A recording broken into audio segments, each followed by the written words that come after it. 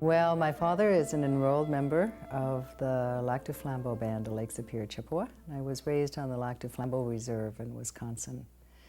And it's there that really I got involved in Indian princesses. I think it was because, in fact, when I was young, I used to see images of Indian women in postcard stands around the reserve and all sorts of gift shops and restaurants and everywhere. And I'd look at these, and the women were usually either very sad-looking, covered with beadwork. Often the beadwork was beadwork that men would wear, not women would wear at all. Or there they were these kind of very princess-looking folks, often women with full headdresses, with a feather, with some sort of buckskin outfit. And it just didn't make any sense to me because I couldn't make a connection between those kinds of images of Native women and my great-grandmother. Because my great-grandmother lived across the road from us, and she lived to be 97. And I was in university when my great-grandmother died. And when she was 90 years old, she bought a car, and she didn't speak to my father for 2 months because he wouldn't let her get a driver's license. We used to say she could portage her own canoe when she was 90, and I really believe she could have. She was a woman of such strength and such memory, such dignity and such power, and there was just no connection between the image I lived with, the experience I had of this woman, and the images I saw in the tourist shops. I knew many women like that as I grew up, women who were just so competent in terms of anything they did, so knowledgeable and so able and so strong. And that wasn't at all reflected in the kind of images that we see of postcard women, Indian women as postcard people. Images of Indian women have been used from the very earliest times. They're really representations in some ways of North America or the Americas themselves. In the very earliest period of the 1500s, you would see Indian pairs that were really Brazilian Indians, a man and a woman, very kind of primatized images of women, but and men, really used to represent the Americas themselves. It really had to do with the way that Europeans saw the Americas. So that these first images were full of an exotic kind of beauty, a strength, a kind of natural, pristine quality, but a wildness, almost a warrior quality as well. And as time went on, this warrior quality really moved from the pairs of Indians that we saw in those very earliest images to the woman. And the woman became the symbol of the Americas. And in that period, one gets women who are very much a combination of the warrior woman and the kind of mother queen. They were usually draped in some sort of material that was falling from their bodies in various ways. Sometimes they would be bare-breasted. They carried spears in one hand. They might carry arrows or in another hand, and they were often associated with animals, riding something like a buffalo or some sort of a large horse. And that really, again, was the symbol of the Americas. Later in the 1600s, those images of Indian women become much more princess-like.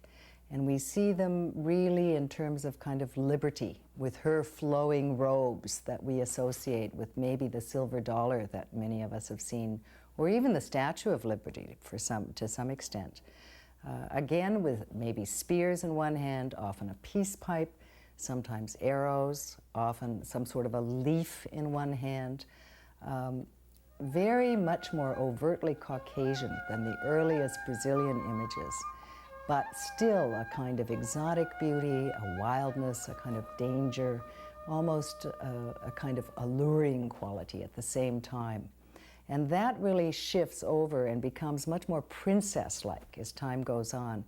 And I think the really critical thing there is probably Pocahontas, because more than anything, more than any image of Indian women, Pocahontas has influenced the whole of North American society in terms of their association of what an Indian woman was like. We probably see that more than ever now because we are in the era when Pocahontas has just been made into a film, of course, by Walt Disney in the past year. So we have just relived the Pocahontas myth. But that myth, about which there have been so many books, so many art pieces, so many pictures and statues, is really deeply, deeply ingrained in North American society. And it was a misunderstanding from the very first time of what a princess was. Because, of course, Powhatan, who was her father, was the head of a confederacy of 30 tribes or 30 nation groups at that time. And because he was the head of a tribe, the only thing that the Europeans seemed to be able to associate him with was a king. And since he was a king, then Pocahontas was a princess. We know that, in fact, Pocahontas was really much more about legend and myth than it was about reality. And the really amazing thing about that is that the real lives of these Indian women would have been so much more interesting than the myths we build about them in these kinds of books in North American history or early literature. It would have, imagine really knowing about the life of Pocahontas, because Pocahontas, of course, was someone that was named Pocahontas by her father as a nickname, we think. Her real name was Motaqua. She was a woman who was married at the time that she actually came into contact with people in the colony. At the time that she did so, she was really a person who was a between the people who were in the John Smith colony, the colony of which he was a part, and the Indian people from the Confederacy, of which her father was the chief. That whole era was during the 1600s, and into the 1700s we still have this very strong image of the Indian woman, but much more a symbol of independence, which really reflected, I think, the 1700s. By the time we get to the late 1800s, there are lithographs. And of course, now we have the beginning of novels and books written about Indian women as well. And we also have, during the 1800s, a very important image, and that's the image of the Indian woman Sacagawea. We know of her, of course, because between 1804 and 1806, she, in quotes, guided the Lewis and Clark expedition, which was the first expedition that went to the Pacific Ocean. And that's what we all think of as Sacagawea. But in fact, Sacagawea is a person about which there is a whole lot of contested history as well, and about whom we know almost nothing personally. There is such a murky knowledge about who she actually was. Initially, she was really called Sacagawea, which is a Haudahsha word, and it means bird woman. But in fact, her name is Sacagawea, and that is a Shoshone word. She was, in fact, Shoshone, and that means boat launcher. The images that have come down to us through the kinds of fantasy lithographs and pictures that we've seen since are images that will be familiar to many of you. Images of a woman who is sitting in a birch bark canoe on a moonlit lake with a big mountain behind, and she's spearing fish with a bow and arrow from this birch bark canoe. And she's sort of got her outfit undraped over one shoulder, and there she is. It is in such contrast to the real Sacagawea, who was this, again, very strong woman, very young at the time, extremely young, carrying a baby and accompanying this group across to the Pacific Ocean. Once again, we know nothing, but Sacagawea becomes a very important symbol that is carried down through all of the history of the, in quotes, Indian princesses that we see later. By 1872, the postcard was invented, and postcards became the most common way that people communicated in North America before telephone and before mail as such became much more complex. So there'd be Valentine's and Christmas cards and cards for Easter and cards for Halloween and Thanksgiving and funny cards in quotes. And on many, many, many of those postcards, we see images of Indian women. As we move into a period in which lithographs were much more common, we see the very first lithographs of Indian maidens or Indian princesses. And those are really demure ladies, quite delicate, quite dainty, usually showing part of an ankle, which was something that was uncommon at the time because people were still more or less in the Victorian era. So they were bearing part of their body that the people who were looking at the postcards would not have bared. But in fact, those very demure images of Indian women move quickly into the 1900s and start to transform into all sorts of images of Indian princesses that are quite different. From about 1915, well into the 40s, the dominant image of the Indian princess is a woman dressed in a red tunic. There are all sorts of versions of red tunics. They might have been long and short, and as time goes on, they get shorter. But in fact, it was a red tunic. Often it was bearing one shoulder. Sometimes it was just a wraparound tunic. And in fact, all of these women had the requisite headband and one feather, usually a white feather with a red tip. And there are just unbelievable numbers of transformations of women in red tunics who are posed in one position or another, often on a mountaintop, sitting with a moonlit lake behind them and a great big mountain. They may be sitting on the edge of the mountain. Sometimes they're spearing fish with a string. Sometimes they're actually spearing a fish with one toe in the water. Often they're sitting on a rock. And these images were just multiple transformations of the very same, in quotes, Indian woman. The one thing about all of them is if you look at them closely, they all look an awful lot like Brooke Shields. They're absolutely white. They're totally Caucasian in their features. And in fact, they were white models, and the white models would really do just about anything for the privilege of posing in these various positions and being the Indian princess. So from that period, we move into this just unbelievable numbers of different kinds of images of women posed in pristine scenery.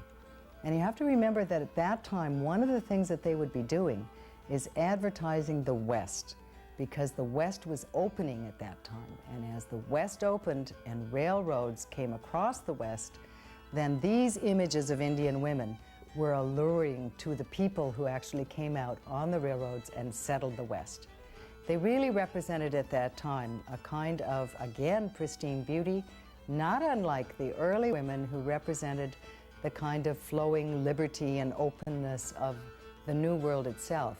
But now they were really representing a kind of West that was available, seemed to be empty because all of these pictures had, again, pristine mountain scenes with lakes, and there were never other people in them, never families in them, so they seemed totally unoccupied. And there they were, just inviting people to come west, come on the railroad to this beautiful land, beautiful people, all there waiting to have you just move in. And in fact, that was a very important part of settling the West, these kinds of images. And it's a very important image in terms of Native people, because what you really see about these images is that they are of a person who is not taken seriously as someone who actually occupied a land, who actually lived on the land with families, who had a way of life, who had houses and institutions, and all of the part of life that Native people had at that time. All of that is removed from these images. These are single women. They are all white women dressed up as Indians, and they are posed in the most romanticized of scenery. And the really critical thing about the Indian viewed from that perspective is that this is not an Indian who was an equal to the non-Indian. This was not an Indian in the mind of the people who saw it as someone who really owned, occupied, settled, and lived on a land. And so they were not really people that they had to deal with as sovereign others. And so those images became extremely important, not only for the settlement of the West, but for the way we think about frontierism. When you talk about the Indian princess, one of the really important things to do is as well talk about the other image of Indian women that came down through history, and that was the Indian squaw. And it's hard to talk about that because that has been a very, very destructive image that Indians have had. But it's extremely important to do so as well, because what you find in these images is there always is a contradiction. There's the beautiful Indian princess, romanticized and exotic and alluring, and on the other hand, there's the Indian squaw, who is really the kind of beast of burden, the person who looks unclean, untidy, and who really looks like she's worked so hard all her life, and that really she had no power, no dignity, no energy. And she really is really an image that comes down in the photographs as well, and in the postcards.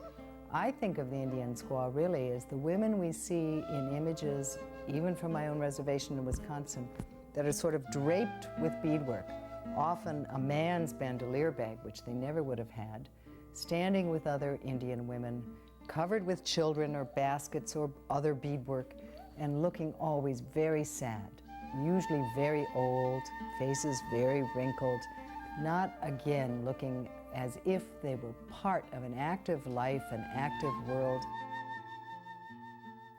As we move from the 20s into the 30s and into the 40s, the image of even the princess and the maiden, the chieftain's daughter, and the squaw become much more sexual objects, much more sexual figures. Initially, they're used to commodify the culture of North America, to sell things, from beans to various medicinal products to cheese and corn and butter. We see Land O'Lakes butter even today, using the Indian woman as the image to sell those.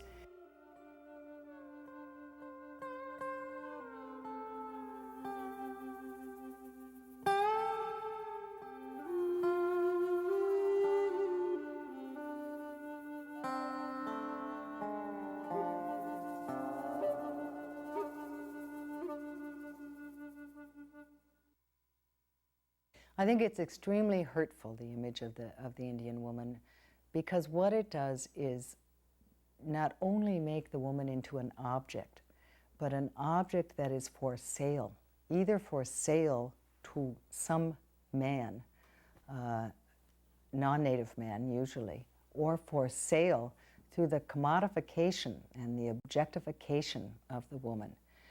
The woman actually becomes part of the commodity, the selling of items. And it just removes the kind of humanity, and it removes people from their experience, from their own history, from their symbols.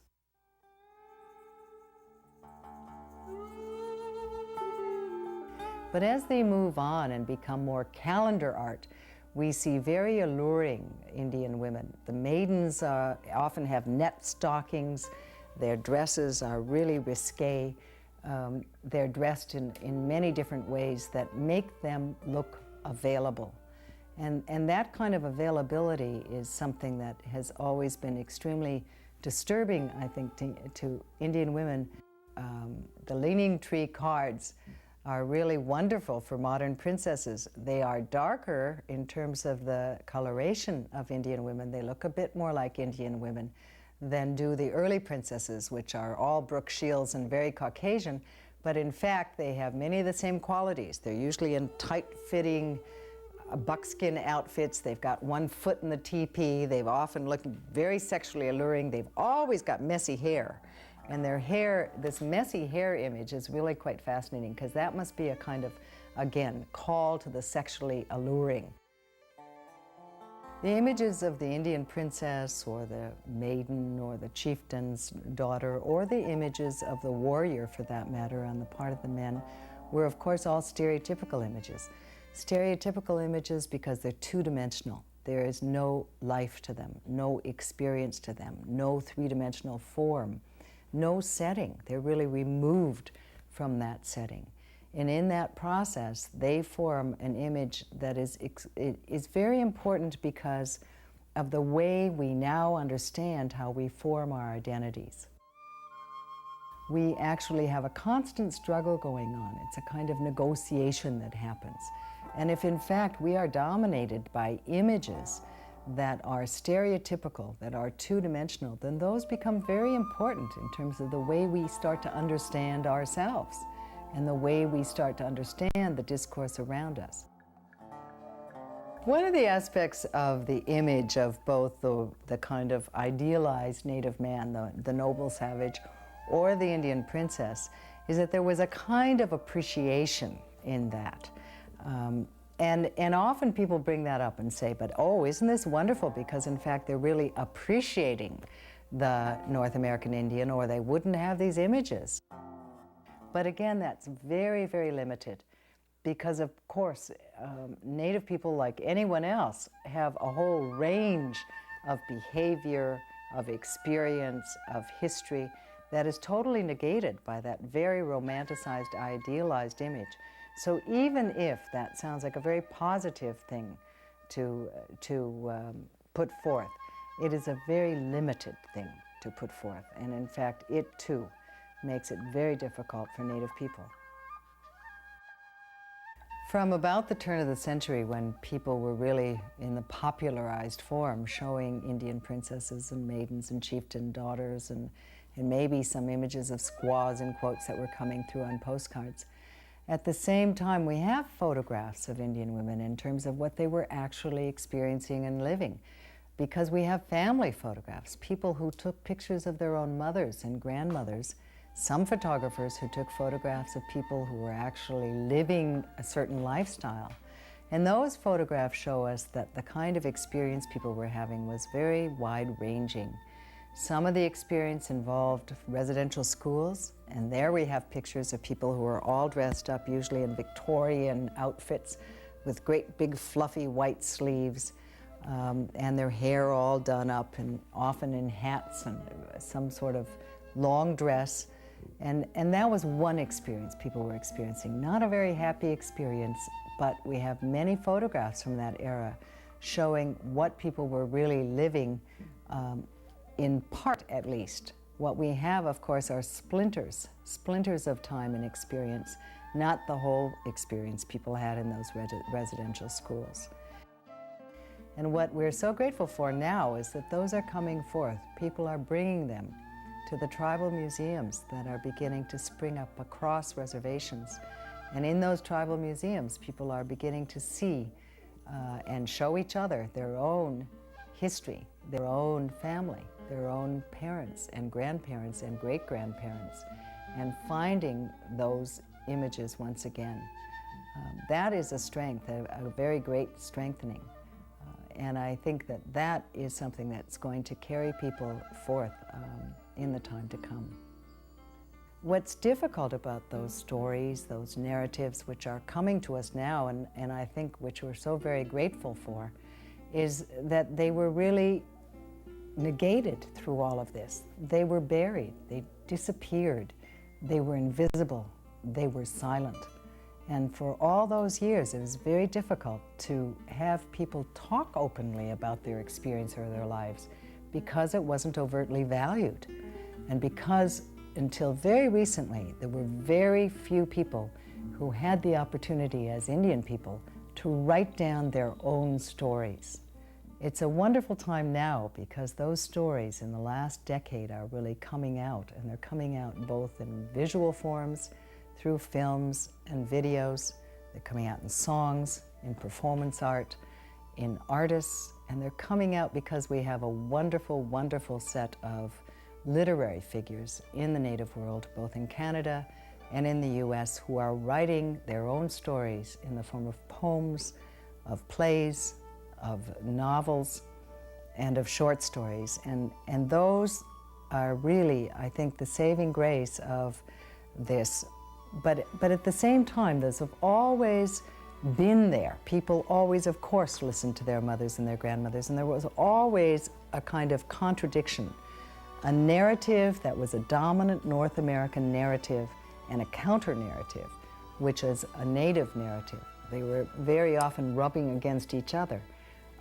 And I think that that very rubbing against each other is now something that one understands much better in terms of just the cultural struggle that is part of finding one's own identity and of voicing one's own history.